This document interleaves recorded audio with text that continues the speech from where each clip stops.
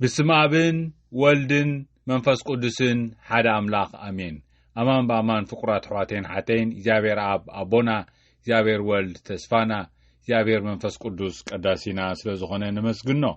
قدامين باب تنبيت ملكياس معرف سلسته كفقدي حدا إجابير قويتا سراويت إنه أنا لوخي إلوخ اللخو نسو كأكيد مي مقد خطرق إيو بوبوخا اتتلليو قويتا نمقدسو خمسي إيو اتتنافقو ملاخ كداني كبسر إنه يمسع الله يبلع الله قناخ نسو نحاتين كم زخلع حون كم زتصري برتع سامنان إيو مو نتا معلتتيا نتا معلت ممتعو من كسمما إيو نسو خقلت كلس من قوم إيو نسو خمتن برور زخلعن زتصرن كتصري أفردي خقمت إيو سرح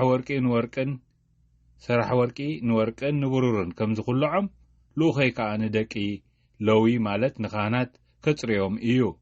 نساتهم كأن إجابير مسواتي بصدقي خسولو إيوم شعو مسوات هزبي يهودان يرسالمن كم تبتن معالتات التينت انتي هو كم تبتن ايك ألم عمتات به زبلو نجابير به كبلو إيو إنه اتعباين اتفره معالتي خيمتت لنبي إلياس كلكم إيه أنا مزيان مدر خيط فئسي نسو نبوتات مسدقهم ندرك خامس بوتات كسما معهم إيو كاب مزمور عسران حمشتن إجزابير كمرحكان كحلو كان زقبر صلوت أو إجزابير صلوتين أبخا عرق اللخو وأملاخي أبخا توكيل إنيخو كي سعر موخي حفر أدحنني صلاتي أباي كعوتو أي تحدقهم إتوم أبخا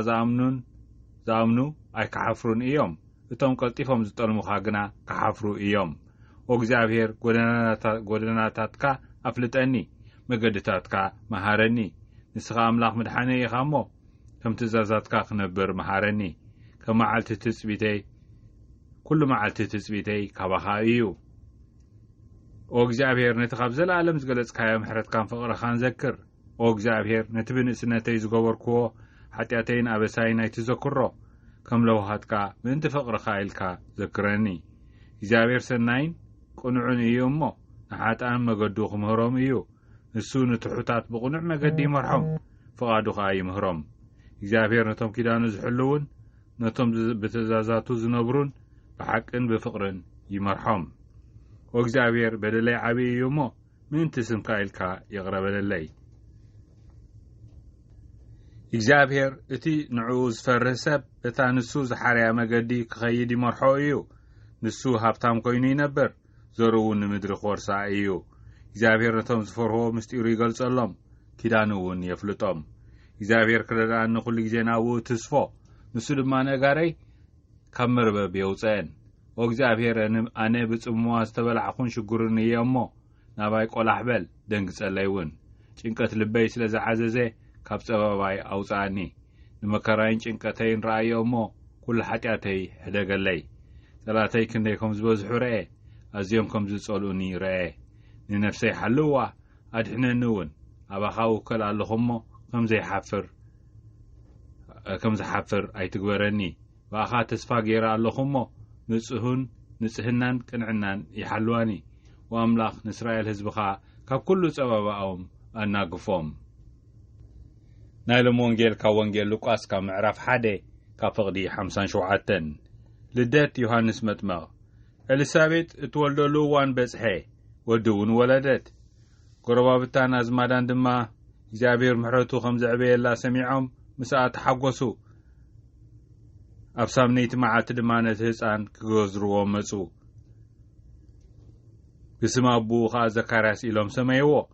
ኣዲኡ ግና ኣይፋሉን ዮሐንስ ተባሂሉ እዩ ዝስመ ኢላ መለሰት ንሳቶም ከዓ ካብ ኣዝማድኪ በዚ ስም እዚ ዝፅዋዕ ሓደ እኳ የልቦን በልዋ ነብኡ ድማ መን ኢሉ ክሰምዮ ከም ዝደሊ እናመልከቱ ሓተትዎ ንሱ ከዓ ዝፅሕፈሉ ሰሌዳ ለሚኑ ዮሐንስ ኢሉ ጸሓፈ ኩሎም ከዓ ተገረሙ ባባው ኣፉ ተኸፍተ ልሳኑ ተፈትሐ ናምላኽ እናመስገኖ ከዓ ተዛረበ ኣብ ኩሎም እቶም ጎረባብቲ ድማ ፍርሃት ኮነ እዚ ነገር እዚ እውን ኣብ መላእ ዝባን ይሁዳ ተወርየ ሓይሊ እግዚአብሔር ከዓ ምስቲ ህፃን ስለ ዝነበረት እቶም ነዚ ነገር እዚ ዝሰምዕዎ ዘበሉ እዚ ህፃን እዚስ እንታይ ኮን ክኸውን እዩ እናበሉ ኣብ ልቦም ይዓቕርዎ ነበሩ። እዚ ብስራት ወንጌል ጎይታና እዩ። ብሓቂ ፍቁራት ኣሕዋቴን ሓተይን ኣብዚ ናይ ሎሚ ልደት ናይ ዮሃንስ መጥመቕ ተዓብይ መሲሕ ነቢ ይቕረታ ተዓብይ ነቢ ናይ ብሉይ ኪዳን እሞ ከዓ ብሓቂ ነቲ መዛዘሚ ናብ ዘሰጋግር ናብ ኢየሱስ ናብቲ ጎይታናን መድሓኒናን ተስፋናን ኢየሱስ ክርስቶስ ዘሳግር ንሪኦ ኣለና ናቱ ልደት ሽሙ ከዓ ዮሃንስ ክበሃል ምዃኑ ብክልቲኡ በቡን በዲኡን ክረጋገጽ ከሎ ንርኢ። ካብ እዚ ማድቂ ከምዚ ዓይነት ስም የለን ከዓ ክብሉ ከሎ ንሰምዖም ቶም ህዝቢ በቡኡ ብስም ኣቦኡ ዘይፅዋዕ ክብሉ ከለዎ ንርኢ። ኣቦኡ ከዓ ኣብ ሰሌዳ ምስ ሃብዎ ነቱ ዓባሲ ዘሎ ኣይትረስዕዎ ስለዘይኣመነ ከምቲ ናይ ኖና ማርያም ከምቲ ዝበልካኒ ይኹነለይ ስለዘይበለይ ዘካርያስ ካህን ስለዚ ንሪኦ ኣለና ኣፉ ተዓቢሉ ፀኒሑ ሕጂ ተፈትሐ ንሱ ተንኪፉኒ ብኡኡ ከዓ ኣፉ ተኸፍተ ልሳኑ እውን ተፈትሐ። ፍቁራት ኣሕዋቴን ሓተይን ልሳን ፍትሒ ሰላም ክርስቶስ ዝብል ምንቅስቓስ ናይ ካቶሊካውያን ምእመናን ኣብ ዝሓለፈ 3 ዓመት ምስ ካልኦት ኣሕዋቴን ሓተይን ኮይና ኣቑይምና ንንቀሳቐስ ኣለና። ስለዚ ልሳኑ እውን ተፈትሐ ኣፉ ተኸፍተ ልሳኑ እውን ተፈትሐ። እዚ ብሓቂ ኣገዳሲ ተንኪፉኒ ከመይ ፍቁራት ኣሕዋቴን ሓተይን ልሳንና ብሓቂ ወሳኒ እዩ ክፍታሕ ምንትቲ ኣብ ውሽጥና ኣብ ልብና ዘሎ ከነተንፍስ ብቓላት ጌርና ክንገልጾ ንሓውናን ንሓፍትናን ንኣብነት ሕማቕ ክንርኢ ከለና እዚ ግፍዒ እዩ ክንብል ኣብ ስድራ ቤት ደረጃ ኹን ኣብ ዓዲ ይኹን ኣብ ሃገር ደረጃ ኹን እዚ ግፍዒ እዩ ክንብል ፍቁራት ኣሕዋቴን ሓተይን ያዕ ዝብል ሰብ የድሊ። እቲ ክርስቲያን ያዕ ዝብል ሰብ እዩ የጋዕ ዝብል እዩ ዓመፅ ዝብል እዩ። ስለዚ ልሳኑ ተፈትሐ ንኣምላኽ እናመስገነ ከዓ ተዛረበ። ቀዳማይ ዝዛረቡ ከዓ ምስጋና እዩ። ከመይ እቲ ልሳን ዝሃበና ኣምላኽ ምስጋና ይግብኦ። ፍቁራት ኣሕዋቴን ሓተይን ኣብ ሳይንስ ክንሪኦ ከለና እቲ ዝዛረብ እንስሳ እዩ እቲ ሰብ እቲ ዝሓስብ እንስሳ እዩ እቲ ሰብ ኣብ ፍልስፍናን ኣብ ሳይንስን ክንሪኦ ከለና ስለዚ እቲ ዝዛረብ እቲ ዝሓስብ ብኣርኣያን ብኣምሳልን ናይ ኣምላኽ ዝተፈጥረ ሰብ ልሳን ስለ ዘለዎ ንኣምላኽ ነመስግኖ። ልሳን ካብ ፍታሕ ፍቁር ሓወይ ልሳን ኪ ፍትሒ ፍቅር ተሓፍተይ ከመይ ተኣፍና ክዛረብ ኣለዎ ክንሰምዕ ኣማን ብኣማን ኣለና ክልተ እዛን ኣለና። ስለዚ ብዙሕ ክንሰምዕ ብዙሕ ክንሰምዕ ምስኡ ከዓ ዳሕራይ ሓደ ኣፍ ከዓ ልሳን ከዓ ኣለና ነቲ ልሳንና ከዓ ሓንቲ ልሳን ኣላትና ንሳ ከዓ ክትዛረብ ብሓደ ፍርቅስ ክንዛረብ ክልተ ዕፅፊ እንተዳ ሰሚዕና ሓደ ዕፅፊ ከዓ ልሳንና ክንፈትሕ ፍቁራት ኣሕዋቴን ሓተይን እቲ ወንጌል ዝፅዋዓና ዘሎ ኮይኑ ይስማዓኒ። መጀመርያ ከዓ ምልሳንና ብኣምላኽ ብምስጋን ክንጅምሮ ከመይ እቲ ንገብሮ ንቓልሲ ንፍትሕን ሰላምን ጸርጸር ከብለና ይኽእል። ፍቁራት ኣሕዋቴን ሓተይን ምክንያት ናይ ማሕበረሰብ ዓመፅ ኢና ንርኢ ዘለና ግፍዒ ኢና ንርኢ ዘለና ጥፍኣት ኢና ንርኢ ዘለና ምስኡ ውግን ወረውግን ምስኡ ስደት ኣለዎ። ስለዚ ኣብዚ ኩሉ ቁሱል ህዝቢ ይብልዎ ጉባኤ ጳጳሳት ናይ ሃገርና ኣብቲ ፀሓፉልና መልእኽቲ ሰላም ንቐረባ ዘለኹምን ንርሑቕ ዘለኹምን ቁሱል ህዝቢ እዚ ስለዚ ቁሱል ህዝቢ ኢና ንሕና። ስለዚ ፀላዕላዕ ክብለካ ይኽእል ፍቁር ሓወይ ፍቅር ተሓፍተይ እንተኾነ ግና ብምስጋና ክንጅምር ከመይ ባኡ ንነብር ባኡ ንንቀሳቐስ ባኡ ህያዋን ንኾን ክሳዕ ዛደቕ እዚኣ ዘፅናሓና እውን ንሱ እዩ። ካብ ብሱል ጥረ ገይሩ ዘውፃና እውን ንሱ እዩ። ስለዚ ፍቁራት ኣሕዋቴን ሓተይን በቲ ምስጋና ክጅምር ነዛ መዓዝ እዚኣ ዝሃብካና ነዛ ትንፋስ እዚኣ ዝሃብካና ነዛ ሕጂ እውን ልሳንና ክንፈትሕ ትብዓት ዝሃብካና ስለዚ ነዛ ምህወት እዚኣ ነመስግኖ ሰላም ክርስቶስ ወትሩ ኣብ ልብና የድሊ ፍቁራት ኣሕዋቴን ሓተይን ስለዚ ንዑ ኢና ነመስግኖ ብኣቡ ኣፉ ተኸፍተ ልሳኑ እውን ተፈትሐ ንኣምላኽ እናመስግኖ ከዓ ተዛረበ። ስለዚ ብምስጋና ክንጅምሮ እቲ መዓልትና ፍቁራት ኣሕዋቴን ሓተይን ኣብ ኩሎም እቶም ጎረባብቲ ድማ ፍርሓት ኮነ ከመይ ሓይሊ እግዚኣብሔር ምስቲ ህፃን ከም ዝነበረ ይርእዩ ኣለዉ። ስሙ ከይተረፈ ኣቦና ደን ክሰማምዖም ከለዉ ከይተዛረቡ ንሪኦ ኣለና። ዮሃንስ ይበሃል። እዚ እቲ ነቢ በረኻ እዩ። ፍቁራት ኣሕዋቴን ሓተይን ነቢ ድምፂ በረኻ ድምፂ ፍትሕን ፍትሓትን እዩ። ድምፂ ንስሓ እዩ። እዚ ንስሓ ከዓ ፍቁራት ኣሕዋቴን ሓተይን ካብ ግፍዒ ናብ ሰላም ካብ ሓጢኣት ናብ ምሕረት ኣምላኽ أوشتنا خنفتحي تأثيرنا يا زلنا بعتاو سب أنا نسخان نسخي فقرات حواتين حتين كينو قاب محبر سبكا نقولهم لتم متدرات تقوني يزارب نزبي أي تكفعوا يبلم زنبيزي أبقى لغفال نايت وانجل نتم هزبون نعاون يقصصهم كابتزلكم ما قولوا كل تخدان تدا اللواكم حنت خدان نتحدي حوكم نتسون حوكم حبتكم هابو تقبر فتح مالتي تقبر سناي كلتيو نتم هزبي قبر سناي حتم وندرو سعد خطاتيهم نساتهم زلوهم يبلهم لكن كل تلواكم سما قولوا يبلهم نتم سراويت نايتي كل شيء نايتي منغستي زلو سراويت نعمك أي تكفعوا نهزبي أي تكفعوا يبلهم أبتوانجل كنسمعون كلنا نتم تقبلت قرص كان ننسى حزبك عفرا قبروا نتم نايمانات مرحتون كومو ننسى حزبك عفرا قبروا ننسى حزبك عفرا انت يمثل فقرات حواتين حاتين كم تناي زاكي وصحونا يمثل قفيع انت دا خوينا يبل زاكي وصحونا 4 عصف فدي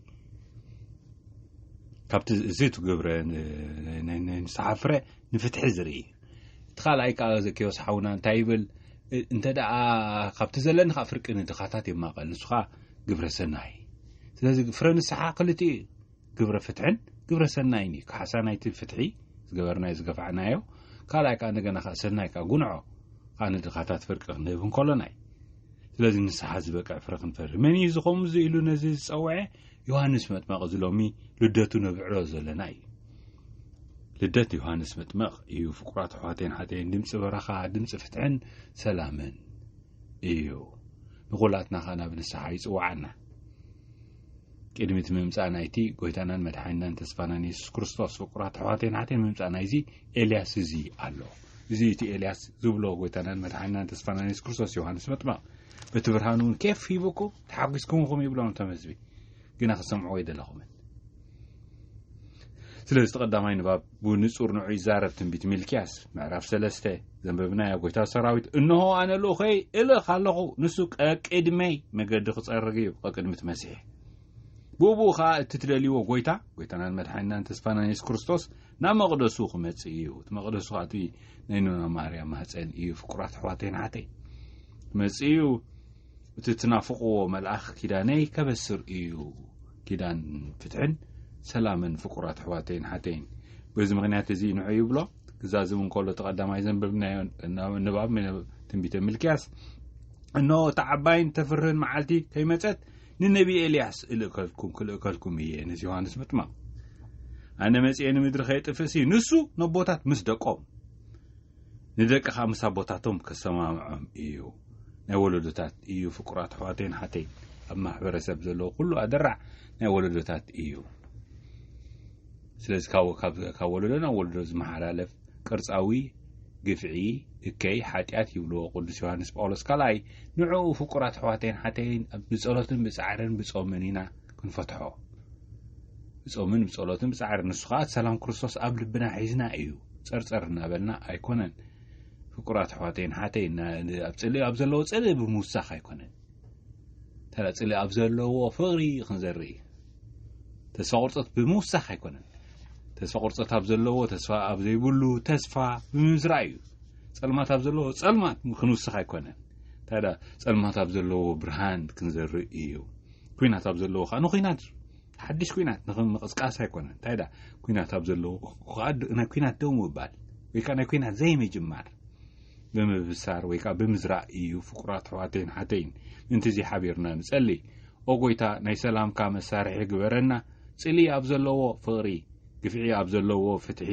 ማእሰርቲ ኣብ ዘለዎ ፍትሓት በደል ኣብ ዘለዎ ምሕረት ጥርጥር ኣብ ዘለዎ እምነት ተስፋ ኣብ ዘይብሉ ተስፋ ጸልማት ኣብ ዘለዎ ብርሃን ሓዘን ኣብ ዘለዎ ባህታ ከም ንዘርእ ግበረና ኣሜን ስብሃት ንኣብን ወልድን መንፈስ ቅዱስን ይኹን